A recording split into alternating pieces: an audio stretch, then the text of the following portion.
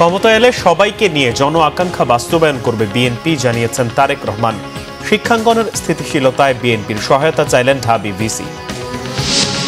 মনোনয়ন বাতিলের বিরুদ্ধে আপিল গ্রহণ শুরু, ন্যায় বিচার পাওয়ার আশা সংক্ষুব্ধদের।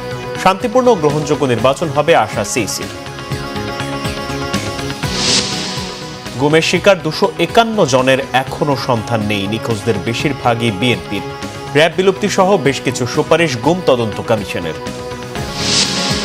মুস্তাফিজ ইস্যুতে আইপিএল সম্প্রচার বন্ধের নির্দেশ বাংলাদেশের। সরকারের সিদ্ধান্ত মেনেই ব্যবস্থা নিচ্ছে বিসিবি, ক্রিকেট সংশ্লিষ্টদের সমর্থন। দেখছিলেন ক্রাউন সিমেন্ট সংবাদ শিরোনাম। বিএনপি ক্ষমতা এলে সরকার ও বিরোধী সবাইকে নিয়ে জন আকাঙ্ক্ষা বাস্তবায়ন করা হবে, জানিয়েছেন বিএনপির ভারপ্রাপ্ত চেয়ারম্যান তারেক রহমান। মতের ভিন্নতা থাকলেও দেশের উন্নয়ন ও সার্বভৌমত্বের প্রশ্নে সকলের কথা বলার সুযোগ থাকবে। বিভিন্ন রাজনৈতিক দলের সাথে বৈঠকে এসব কথা বলেন তিনি। এদিকে জাতীয় নির্বাচনকে সামনে রেখে ক্যাম্পাসে স্থিতিশীলতার জন্য সকল রাজনৈতিক দলের পাশাপাশি বিএনপির সহায়তাও চেয়েছেন ঢাকা বিশ্ববিদ্যালয়ের উপাচার্য মহিবুল্লাহ মহিবের রিপোর্টে বিস্তারিত। বিএনপির ভারপ্রাপ্ত চেয়ারম্যান তারেক রহমানের সাথে দলটির চেয়ারপারসনের কার্যালয়ে সাক্ষাৎ করেছেন বিভিন্ন রাজনৈতিক দলের নেতারা। সোমবার সন্ধ্যায় গুলশান কার্যালয়ে যান নাগরিক ঐক্যের আহ্বায়ক মাহমুদুর রহমান মান্না এবং এবি পার্টির একটি প্রতিনিধি দল। তারেক রহমানের সাথে দীর্ঘ বৈঠকের পর সাংবাদিকদের জানান, দেশ গঠনে ঐক্যবদ্ধ হয়ে কাজ করার অঙ্গীকার করেছেন তারেক রহমান। পাশাপাশি দেশে স্থিতিশীলতা বজায় রাখতে পারস্পরিক সহায়তা অব্যাহত রাখতে বৈঠকে ঐক্যমত্য হয়েছে। অনেক বিষয়ে আলোচনা হয়েছে। সবচেয়ে ভালো লেগেছে যে আমরা দেশ রাষ্ট্র নিয়ে বেশি আলোচনা করেছি। বেগম খালেদা জিয়ার মৃত্যুতে গুলশানে শোক জানাতে যান ঢাকা বিশ্ববিদ্যালয়ের উপাচার্য অধ্যাপক ডক্টর নিয়াজ আহমেদ খান। এ সময় তারেক রহমানের সাথে অনুষ্ঠিত বৈঠকে ক্যাম্পাস রাজনীতি নিয়ে দীর্ঘ আলাপের কথা জানান তিনি। বর্তমান বিশ্ববিদ্যালয়ের পরিস্থিতি আপনারা জানেন যে ঢাকা বিশ্ববিদ্যালয়ের সংহতি এবং শৃঙ্খলার উপর জাতীয় নির্বাচনেরও অনেক প্রভাব এবং ইমপ্লিকেশনস আছে। আমরা তার সহযোগিতা চেয়েছি। একই ধারাবাহিকতায় আমরা অন্যান্য রাজনৈতিক দলের প্রধানদের সাথেও কথা বলব। এর আগে গত কয়েকদিনের মতো সোমবার সকাল 11:30টার পর গুলশানে চেয়ারপারসনের কার্যালয়ে পৌঁছান বিএনপির ভারপ্রাপ্ত চেয়ারম্যান তারেক রহমান। সেখানে তারেক রহমানের হাতে প্রধান উপদেষ্টার শোকবাণী পৌঁছে দেন তার একান্ত সচিব খায়রুল ইসলাম। তারেক রহমানের সাথে দেখা করে বেগম জিয়ার মৃত্যুতে সমবেদনা জানান সিপিবি ও গণতান্ত্রিক যুক্তফ্রন্টের নেতারাও। যারা সরকারে থাকবে, যারা বিরোধী দলে থাকবে, সবাই মিলেই দেশটাকে সামনের দিকে অগ্রসর করে নিতে হবে, সেই আশাবাদ উনি ব্যক্ত করলেন। মুক্তিযুদ্ধ আমাদের ভিত্তি এবং 90-এর গণ অভ্যুত্থান এবং 24-এর গণ অভ্যুত্থানের যে আকাঙ্ক্ষা, সেই আকাঙ্ক্ষাকে ধারণ করেই আমরা নতুন যে বাংলাদেশ, একটা কল্যাণ রাষ্ট্র বাংলাদেশ, সেটা গড়ে তুলতে চাই। সেই কথাটা উনি এখানে বললেন। দুপুরে গুলশান কার্যালয়ে গিয়ে সমবেদনা জানায় গণসংহতি আন্দোলনের প্রতিনিধি দল। দেশের রাষ্ট্র ব্যবস্থার সংস্কার, নির্বাচন, সংবিধান সংস্কার পরিষদে সেই সংস্কার প্রস্তাবগুলো গ্রহণ করা এবং তার বাস্তবায়ন, এটা একটা জাতীয় পুনর্গঠনের কাল। এই জাতীয় পুনর্গঠনের কালে আমরা ন্যূনতম জাতীয় ঐক্যমত্য রক্ষার জন্যই ওই যুগপৎ আন্দোলনের ধারাবাহিকতায় আমরা এই পুনর্গঠন কালে ঐক্য বজায় রাখব। মুহিবুল্লাহ মুহিব, বাংলা ভিশন, ঢাকা। বেগম খালেদা জিয়া ও শহীদ রাষ্ট্রপতি জিয়া রহমানের দেখানো পথে হাঁটার প্রত্যয় ব্যক্ত করেছেন বিএনপি নেতারা। সোমবার জিয়া উদ্যানে খালেদা জিয়ার মাজার জিয়ারতের পর তারা এসব কথা বলেন। তারেক রহমান পরিবর্তনের রাজনীতির মধ্য দিয়ে আগামীতে দেশ ও জনগণের হয়ে কাজ করে যাবেন বলেও আশা তাদের। মোবাশ্বের আহমদের রিপোর্ট। মৃত্যুর 7 দিন পরও রাজধানীর জিয়া উদ্যানে বেগম খালেদা জিয়ার কবর জিয়ারতে দলের নেতাকর্মী সহ সাধারণ মানুষের ঢল। তাদের শ্রদ্ধা ভালোবাসায় সিক্ত সমাধিসৌধ। মৃত্যু হওয়ার পরে জানাজায় আসে শরীক হইতে পারি না, এই জন্য ইচ্ছা ছিল যে আমি আমার ফ্যামিলি নিয়ে আসবো, আসে দেখে যাব, কবর জিয়ারত করে যাব। আজকে আইসি তার মাকরাবাত কামনা করার জন্য, দোয়া করার জন্য, আল্লাহ যেন ওনাকে ব্যস্ত নসিব করে। খালেদা জিয়ারকে আমরা অনেক ভালোবাসি, এই জন্যে কবর জিয়ারত করার জন্য আমরা কুমিল্লা থেকে এসেছি। সোমবার সকাল থেকেই একে একে শ্রদ্ধা, দোয়া, মোনাজাত করেন দলের নেতাকর্মীরা। স্মরণ করেন খালেদা জিয়ার নেতৃত্বে এদেশের মানুষের ঐক্যবদ্ধ হওয়ার কথা।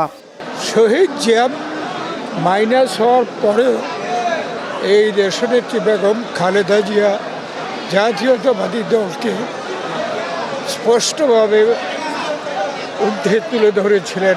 রাষ্ট্রপতি ছিলেন, সংগ্রাম করেছেন, জনগণের জন্য কথা বলেছেন, গণতন্ত্রের জন্য তার জীবনকে উৎসর্গ করেছেন, কোনোদিন থেমে থাকেননি। মানুষের ভোটের অধিকার প্রতিষ্ঠার ইতিহাসে, বাংলাদেশের মানুষের কথা বলার ইতিহাসে একটি অনন্য নাম দেশনেত্রী বেগম খালেদা জিয়া। নির্বাচন খুব অল্প দিনের মধ্যে, সেই জন্য আমাদেরকে ঐক্যবদ্ধ থাকতে হবে যাতে শান্তিপূর্ণভাবে একটি নির্বাচন অনুষ্ঠিত হয় এবং গণতন্ত্রের উত্তরণের পথকে সুগম হয়। শ্রদ্ধা জানান অন্য দলের নেতারাও, প্রতিজ্ঞা করেন জাতীয়তাবাদী রাজনীতি প্রতিষ্ঠা করার। তারেক রহমানের নেতৃত্বে পরিবর্তনের রাজনীতিতে নতুন বাংলাদেশ দেখার অপেক্ষাও তাদের। মুবাশশির আহমেদ, বাংলা ভিশন, ঢাকা। দেশের গণতন্ত্রের মুক্তি ও অর্থনীতিতে উন্নয়নে আমৃত্যু কাজ করে যাওয়ার জন্য বিএনপির চেয়ারপারসন বেগম খালেদা জিয়াকে শ্রদ্ধা ভরে স্মরণ করল ব্যবসায়ী সমাজ। তারা বলেন 5 অগস্ট রাজনীতির পট পরিবর্তনের পর তাকে আরও অনেক বেশি প্রয়োজন ছিল দেশের। বিএনপি মহাসচিব মির্জা ফখরুল ইসলাম আলমগীর বলেন, বেগম খালেদা জিয়া বাংলাদেশের আইকন। তিনি জীবনের শেষ দিন পর্যন্ত লড়াই করে গেছেন গণতন্ত্রের জন্য। গোলাম ময়নুল হাসানের রিপোর্ট। গত 30 ডিসেম্বর দেশের কোটি মানুষকে কাঁদিয়ে না ফেরার দেশে চলে গেছেন দেশের মানুষ এখনো ভারাক্রান্ত বিএনপির চেয়ারপারসন ও 3বারের প্রধানমন্ত্রী বেগম খালেদা জিয়ার শোকে বেগম খালেদা জিয়ার স্মরণে রাজধানীর হোটেলে স্মরণসভা দোয়া মাহফিলের আয়োজন করা হয়। ইন্টারন্যাশনাল চেম্বার অব কমার্সের এই আয়োজনে দেশের বিভিন্ন ব্যবসায়ী সংগঠনের শীর্ষ নেতারা ছাড়াও অর্থনীতিবিদ ও ব্যাংকাররা অংশ নেন। ব্যবসায়ীরা বলছেন, বেগম জিয়া দেশের সার্বভৌমত্ব ও ঐক্যের প্রতীক। তিনি বেঁচে থাকলে লাভবান হতে পারত দেশের অর্থনীতি। বাংলাদেশে স্বাধীনতা এবং সার্বভৌমত্বের যে প্রতীক, এটা একেবারে জনগণের কাছে এটা এস্টাবলিশ বেগম খালেদা জিয়া।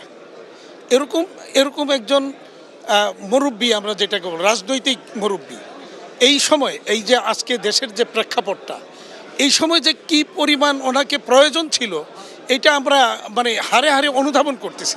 দেশ পরিচালনার ক্ষেত্রে তার যে অর্থনৈতিক দর্শন যেটা ছিল, যে বেসরকারি খাতকে এগিয়ে নেওয়া, এটাই কিন্তু বিএনপি সরকার 91 সালে তাদের কিন্তু অর্থনীতিকে ঘুরিয়ে দাঁড়িয়েছেই আমাদের দেশীয় শিল্প, ব্যবসা বাণিজ্য এগুলোকে সম্প্রসারণের জন্য বেসরকারি খাতকে এগিয়ে নেওয়া যাওয়া। উনার দেশের প্রতি যে অবদান, সেটার বাহুল্যে আমরা বলি ব্যবসায়িক মহলকে কিন্তু উনার হাত দিয়ে প্রাইভেটাইজেশন, ভ্যাট আইন, ব্যাংক, আর্থিক সেবার আইন সবকিছু কিন্তু উনার হাত দিয়ে শুরু হয়।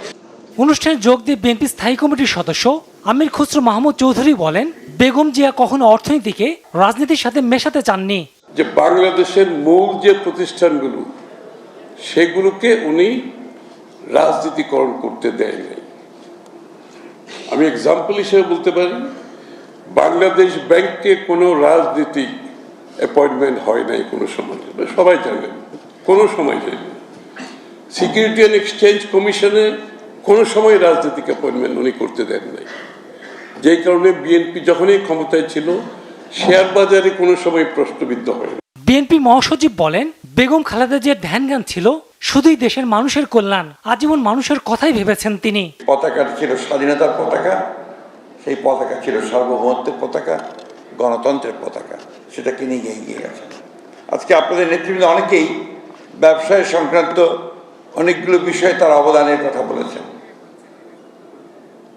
আমি শুধু এইটুকু বলতে চাই যে বাংলাদেশকে একটা গণতান্ত্রিক রাষ্ট্র হিসাবে প্রতিষ্ঠা করতে তার যে অবদান, সে অবদানকে কখনোই অস্বীকার করা যাবে না।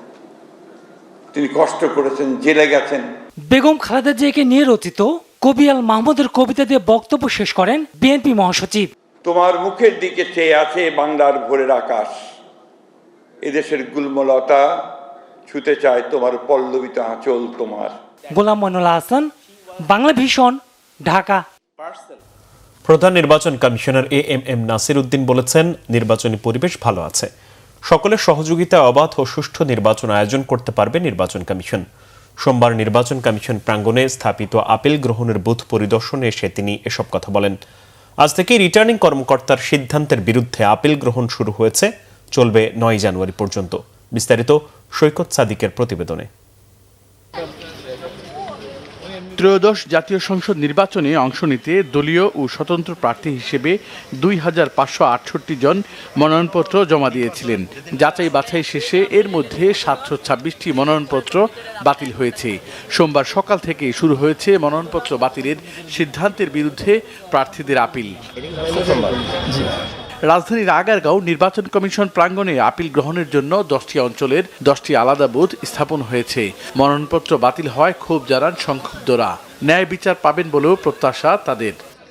আমি ইনশাল্লাহ শতভাগ আশা করি যে আমি ইনশাল্লাহ এটা ফিরে পাবো, কেননা আমার তো অন্য কোনো ইয়া নাই, ঋণ খেলাপে বা অন্য কোনো টিয়া নাই। আমি খুব চেষ্টা করেছি দেওয়ার জন্য, কিন্তু ওরা আর মানবতার ক্ষেত্রে 2-1 মিনিটের জন্য তারা আমাকে আমার জমাটা নেয়নি। এই জন্য আজকে ঢাকায় এসেছিলাম আপনি প্রধান নির্বাচন কমিশনের এটা জমা দেওয়ার জন্য। এখানে জমা দেওয়ার কোনো সিস্টেম নাই। আমি আগামীকাল কোর্টে আপিল করবো। একদম 1.5 দিনের মাথায় প্রায় 5000 মানুষ স্বতঃস্ফূর্তভাবে আমাদের কে স্বাক্ষর দিয়েছেন, অনেক ভালোবাসা দিয়েছেন, নিজেরাই স্বেচ্ছাসেবী হিসেবে বুথ করেছেন, ভলান্টিয়ারিং করেছেন। তো এইটার প্রতি সম্মান জানিয়ে আমরা আমাদের আইনি লড়াইটা চালিয়ে যাব। ওনারা চান, যারা স্বাক্ষর করেছেন এই প্রায় 5000 মানুষ এত অল্প সময়ে, ওনারা চান আমি যাতে নির্বাচনে কন্টেস্ট করতে পারি। তো সেই জন্য আমরা আপিল করেছি এবং আমরা আইনি প্রক্রিয়ার লড়াইটা চালিয়ে যাব। বুথ পরিদর্শন এসে নির্বাচন কমিশনের সিনিয়র সচিব আক্তার আহমেদ জানান, বৈধ ও বাতিল দুই ধরনের সিদ্ধান্তের বিরুদ্ধেই সংক্ষুব্ধরা আপিল করতে পারবেন। যেটা গ্রহণ করা হয়েছে সেখানেও আপত্তি থাকতে পারে, কেন গ্রহণ করা হলো, আর যেটা গ্রহণ করা হয়নি কেন করা হয়নি, দুই কেনরই উত্তর আমরা আপিল নিষ্পত্তিতে দেখব। সেটা হলফনামাই হোক, 1% স্বতন্ত্র প্রার্থীদের ক্ষেত্রে 1% ভোটার এবং তার যাচাই বাছাইটাই হোক বা যেটাই হোক না কেন, নির্দিষ্ট কারণ এক একজনের ক্ষেত্রে এক একটা কারণ হবে। কোনো একটা নির্দিষ্ট কারণকে তো ব্যাখ্যা করা সম্ভব না, বা আমরা বলে দিচ্ছি না যে রেস্ট্রিক্ট করছি না যে এর বাইরে আমরা আপিল নেব না। আপিল করতে পারেন, সংক্ষুব্ধ ব্যক্তি যে কোনো বিষয়ে আপিল করতে পারেন। আমরা কাগজটা নেব, পরীক্ষান্তের সিদ্ধান্ত দেওয়া হবে। 3টার মধ্যে আলোচনায় আসেনি। মাননীয় প্রয়াত প্রধানমন্ত্রী ওনারটা যেহেতু ইনফ্যাকচুয়াস হয়েছে ওইটাকে নেওয়া হয়নি, সেই সূত্রে 726টা। এর আগে সকালে আপিল গ্রহণের বুথ পরিদর্শন করেন প্রধান নির্বাচন কমিশনার AMM নাসির উদ্দিন। সাংবাদিকদের এক প্রশ্নের জবাবে তিনি জানান, নির্বাচনের পরিবেশ ভালো, অবাধ ও সুষ্ঠু নির্বাচন আয়োজন করতে পারবে commission. We are trying our best. দেখতেছেন তো আপনারা, এখন ধরেন যখন নমিনেশন ফাইল করে অনেক লোক গিয়ে হাজির হয়, রিটার্নিং অফিসারের ওখানে অনেক একটু ভিড় হয়, কিন্তু it will all be over ইনশাল্লাহ।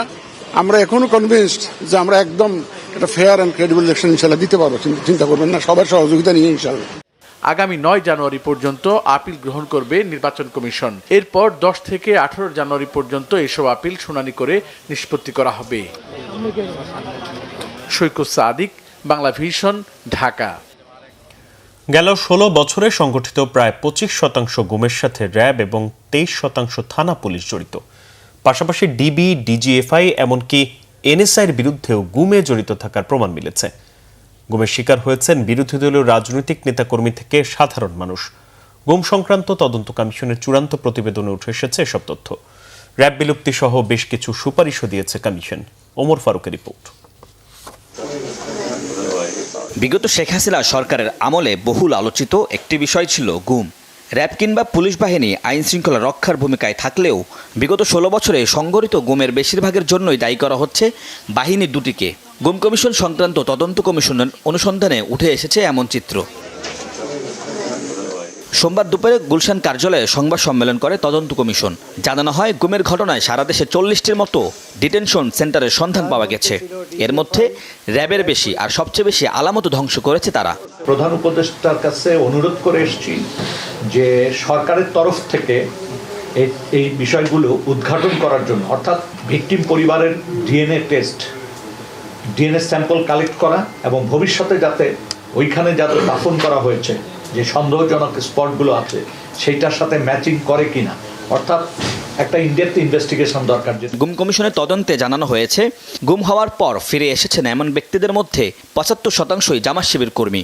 বিএনপি নেতাকর্মীদের মধ্যে ফিরেছে মাত্র 22%। 251 জন নিখোঁজ। 1569টি অভিযোগ কমিশনের সক্রিয় বিবেচনায় ছিল, যার মধ্যে 251 জন নিখোঁজ। গুম হয়েছেন এমন 36 জনের লাশ পাওয়া গেছে। By the induction of armed forces personnel into RAB, their professionalism and efficiency have been greatly compromised. Secondly, most of them have been found to be involved in enforced disappearance and extortion. এই জন্য ওদেরকে withdraw করতে হবে।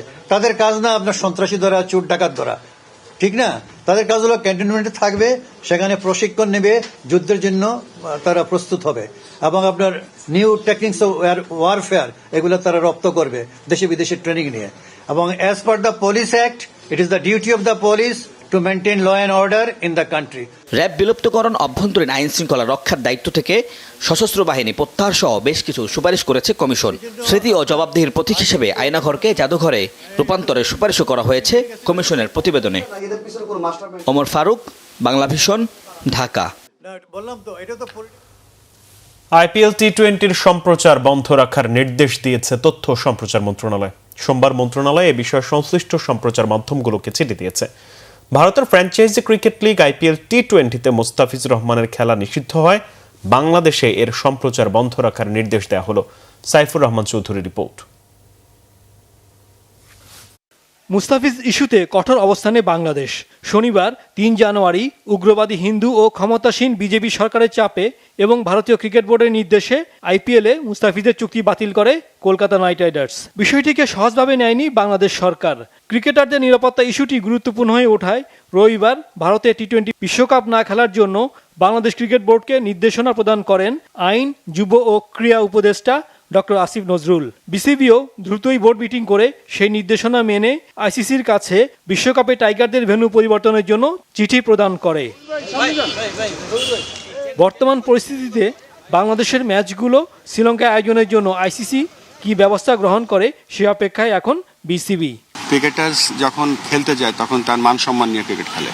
So আমরা সকলে যখন cricket বোর্ডের কর্মকর্তারাও যারা আছেন বা ইনক্লুডিং মি, আমরা এটা ভালোভাবে নেই না কখনো কোনো ক্রিকেটারকে যখন কোনোভাবে অসম্মান করা হয়, এবং এই জন্য আমরা সকলে মর্মাহত। আপনি সচিন তেন্ডুলকার বলেন, বিরাট কোহলি বলেন, সবাই কিন্তু তাদের টুইট করেছে তাদের জায়গায় যে খেলার মধ্যে একজন সর্বোচ্চ প্লেয়ার যে তার নৈপুণ্য দেখাতে পারছেন, এটা খুবই দুঃখজনক একটা ঘটনা।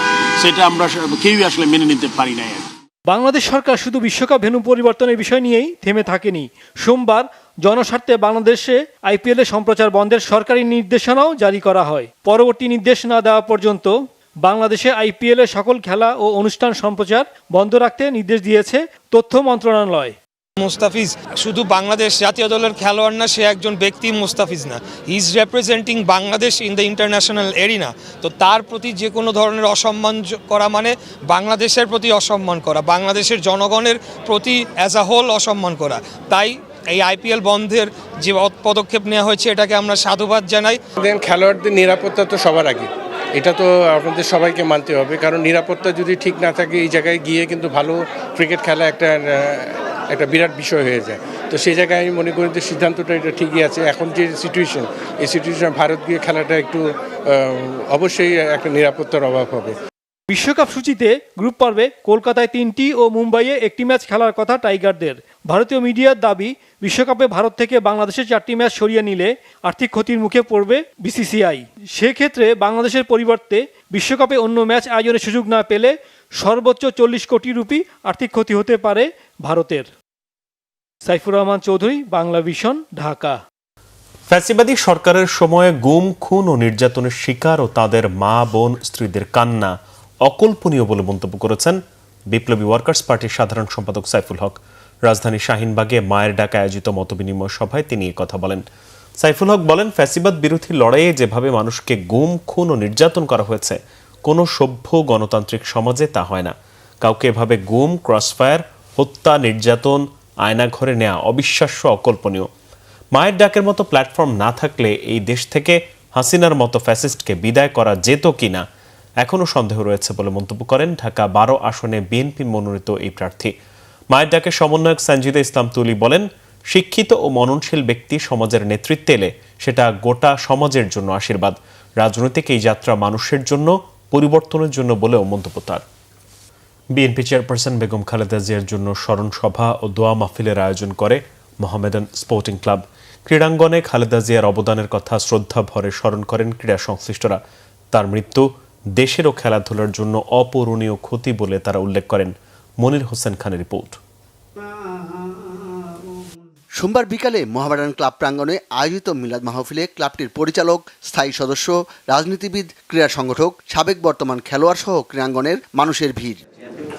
মোহামেডান ক্লাবের আজীবন সমর্থক ও পৃষ্ঠপোষক ছিলেন বেগম খালেদা জিয়া। এসেছেন ক্লাব প্রাঙ্গণেও। কর্মকর্তারা স্মরণ করেছেন মোহামেডানের প্রতি তার অবদান। আজকে আমরা কতদিন পরে ভোট দেব, এই ভোটের অধিকারটা কিন্তু দেশনেত্রী বেগম খালেদা জিয়ারই অবদান। উনি কিন্তু এই ভোটের জন্য আন্দোলন করে গেছেন, মানুষের অধিকারের জন্য আন্দোলন করে গেছেন, মানুষের কথার অধিকারের জন্য আন্দোলন করে গেছেন। তো এই যে ওনার ত্যাগ দীক্ষা, এটা যেন আমরা ভুলে না যাই। 2003-এ আজকে ন্যাশনাল প্লেয়াররা এখানে আছে। এই ন্যাশনাল প্লেয়াররা আজকে বাংলাদেশের ঢাকা শহরে পূর্বাঞ্চলের মতো জায়গায় 5 কাঠা করে জায়গা পেয়েছে ডিউ টু বেগম খালেদা জিয়া। তো ওনার সাথে আমার সবসময় কথা হয়েছিল যে তুমি ক্লাব ধরে রাখো, ক্লাবকে কিছু করো, যা যা করা দরকার আমরা করব, আমরা ক্ষমতায় আসলে এই ক্লাবটা আমরা ডেভেলপ করব, সব কিছু করেছিল। খালেদা জিয়ার মৃত্যু দেশের ক্রীড়াঙ্গনের জন্য অপূরণীয় ক্ষতি বলে মনে করেন ক্রীড়া সংগঠকরা। বিরোধী দলে থাকার সময়ও 2011 সালে নির্বিঘ্নে বিশ্বকাপ আয়োজনের জন্য আইসিসিকে চিঠি দিয়েছিলেন বিএনপি চেয়ারপারসন আমাদের সাবেক প্রধানমন্ত্রী দেশনেত্রী বেগম খালেদা জিয়া আমাদেরকে যেই উপহারগুলো দিয়েছিলেন সেটি বাংলাদেশের ইতিহাসে স্বর্ণাক্ষরে লেখা থাকবে এবং তার চলে যাওয়ায় আমরা বাংলাদেশের শুধু ক্রীড়াঙ্গন না, বাংলাদেশ একজন অভিভাবককে হারিয়েছে। প্রায় 10 কি 11টা ভেন্যুতে একসাথে খেলা হয়েছিল। তখন বোধহয় বিরোধী দল বোধহয় হরতাল বা এমন কিছু কর্মসূচি দিয়েছিলেন। সেই সময়েও খেলার ব্যবস্থা উনি করেছিলেন, নিরাপত্তার ব্যবস্থা করেছিলেন এবং ফুটবলেরও বিশ্বকাপ যখন বাংলাদেশে এসেছিলেন উনি নিজে রিসিভ করেছিলেন।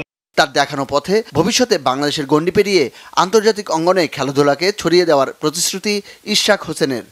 সার্কভুক্ত দেশগুলোর মাধ্যমে যে সাফ গেমস আয়োজন হয়, সেই সাফ গেমসকে আমরা কিভাবে পুনরুজ্জীবিত করে এটার মাধ্যমে আমাদের যে এখন কূটনৈতিক টানাপোড়েন চলছে দক্ষিণ পূর্ব এশিয়ায়, সেটা নিরসনে ভূমিকা রাখা যায়, সেই চেষ্টা যেমন করা হবে।